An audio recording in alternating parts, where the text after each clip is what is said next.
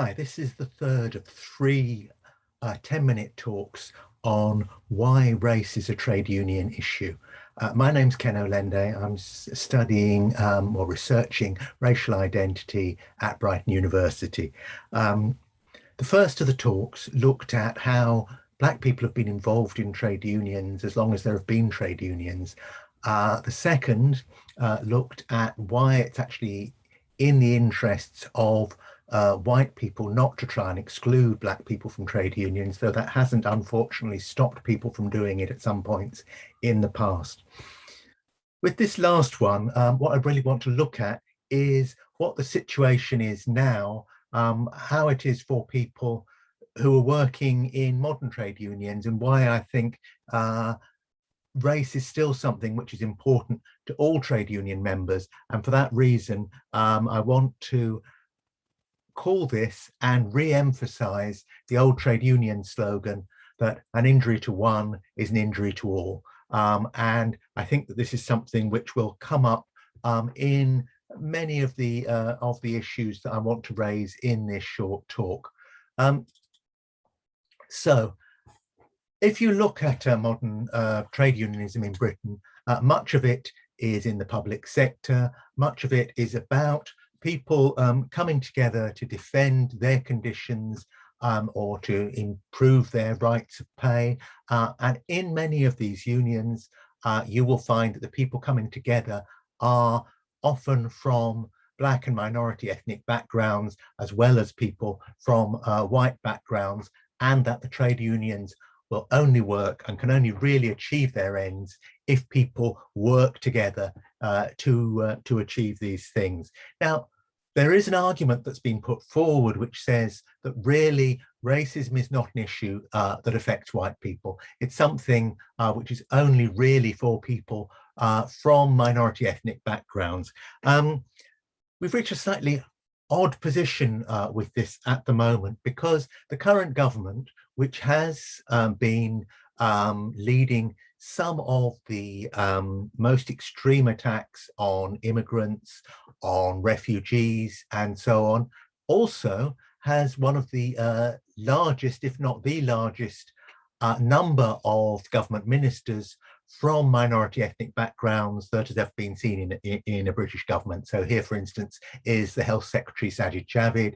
Other people who spring to mind include Home Secretary Priti Patel, also Rishi Sunak, James Cleverly, and a number of other people who are pushing through attacks which are really damaging the lives of trade unionists, of people from a number of different backgrounds, basically the majority of ordinary people in Britain. So there is not an obvious feeling of solidarity between people who are from Black and minority ethnic backgrounds who are trade unionists and those who are in the government. In fact, there seems to be no real shared interest. And indeed, one of the things that has raised issues around race in Britain over the past couple of years has been the revitalized Black Lives Matter movement, which has raised a whole number of issues about levels of racism that still exist in Britain and about who racism affects. And it has led the government to launch a study. This was the Commission on Race and Ethnic Disparities, which reported earlier this year. And it was looking into if racism is still an issue in Britain. And it was something that appointed people from minority ethnic backgrounds, largely people, I must say, who didn't believe that racism was still a big issue, because there are a number of people, like the people I just mentioned, who have done very well in terms of how things are going in Britain. And in particular, this report, when it came out, said that the idea of institutional racism is not a useful one. This is something which I disagree with. I think that institutional racism is an important concept. It's something which people from anti-racist backgrounds have argued for at least since the 1960s, and it became a big issue in Britain around the time of the Stephen Lawrence inquiry at the end of the 1990s, when the Macpherson report said that the Metropolitan Police was institutionally racist in its investigation of the Lawrence murder. And I think this is making an important point, because there is an attempt sometimes to give the idea that racism is simply about prejudices that individual people have. And if an organization like the Metropolitan Police behaves in a racist way, it is because there are a lot of people with racist ideas in it. What the idea of institutional racism says is something slightly different. It says that some ways there are assumptions made in an organization which incline people towards prejudicial ideas. And that means that it's not a matter of the individual person having particular prejudices, but being within an organization can get a person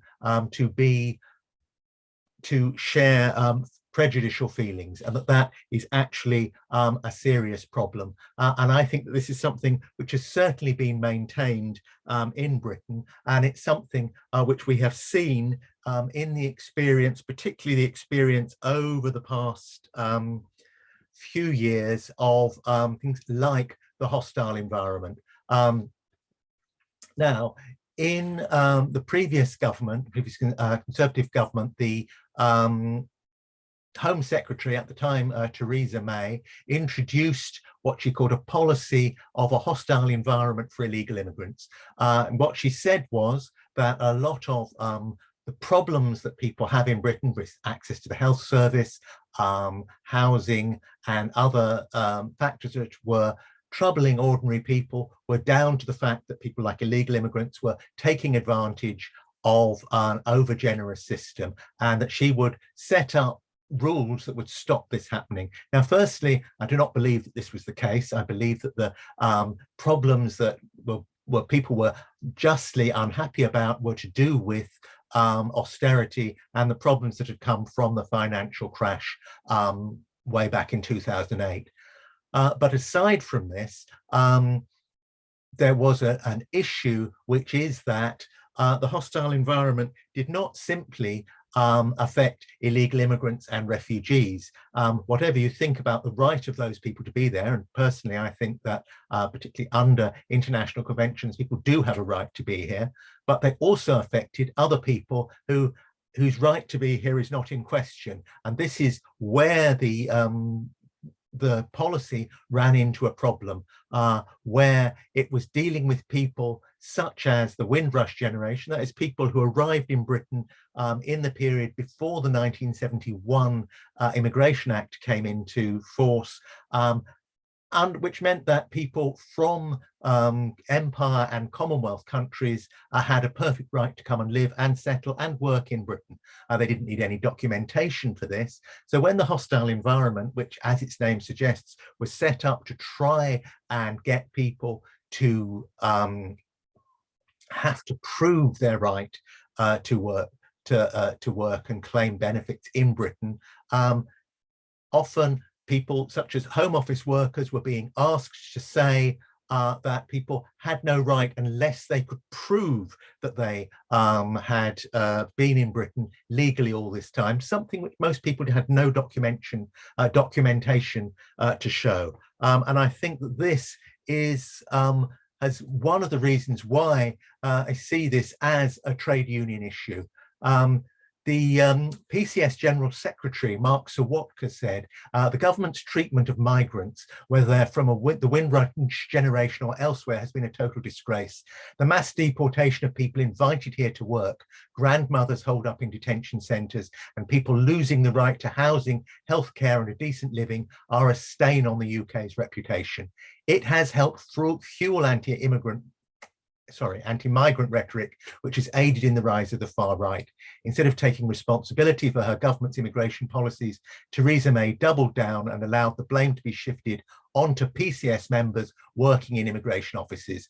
Our members who work in these roles want a humane immigration policy, an end to the hostile environment, and for cuts to stop. And I think that this is important and significant, that these are things which relate to how people work in trade unions, because it has moved from a simple immigration issue onto something which relates to housing, which relates to the health service, to people whenever they come to claim benefits of these sorts being told, do you have a right to it? And not surprisingly, the people who are being asked, do they have a right?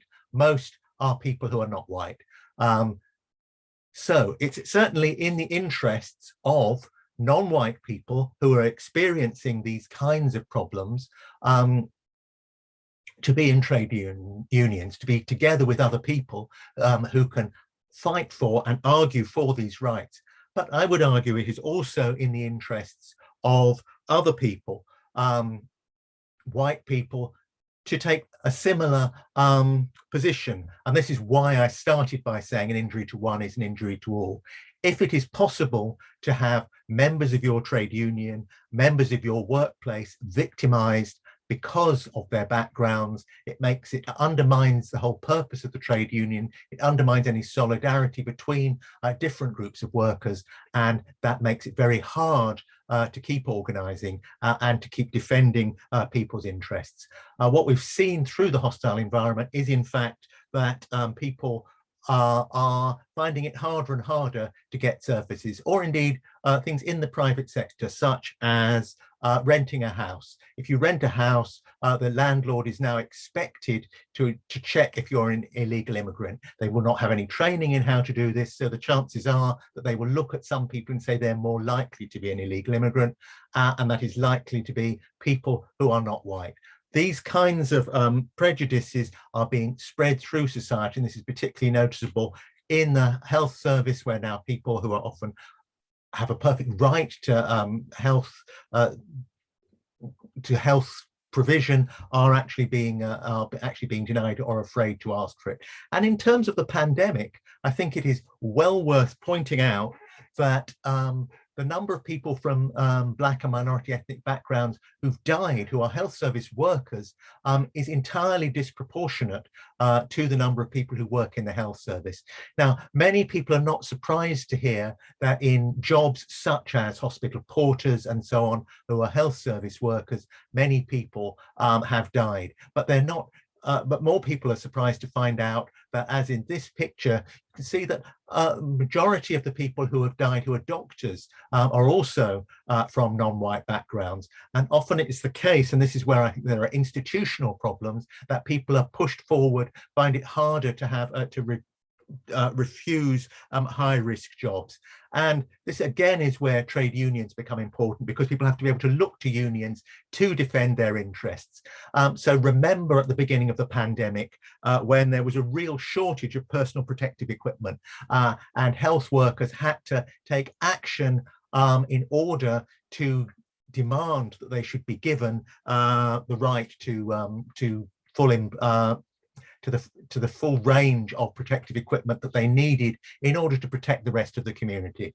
And really, that's where I'm going to leave things. I want people to think about how being in a trade union, if you're a white person, it helps you to help other people so that you're all stronger together. If you're not a white person, you need the strength of people coming together because other people will share your conditions. So I'm going to stop there and say that I hope people have been interested in the 3 talks we've given here. Here are some links to more information that might be interesting, particularly things from the PCS union itself, from the Trade Union Coordinating Group, a booklet on trade unions fighting racism in the far right. There's a piece that I've written in a book on the hostile environment, and other labour-related pieces. So I hope that people will want to fight against racism, will see that it's important to use trade unions to fight against racism, and that these talks have been of interest. So thanks for listening, and goodbye.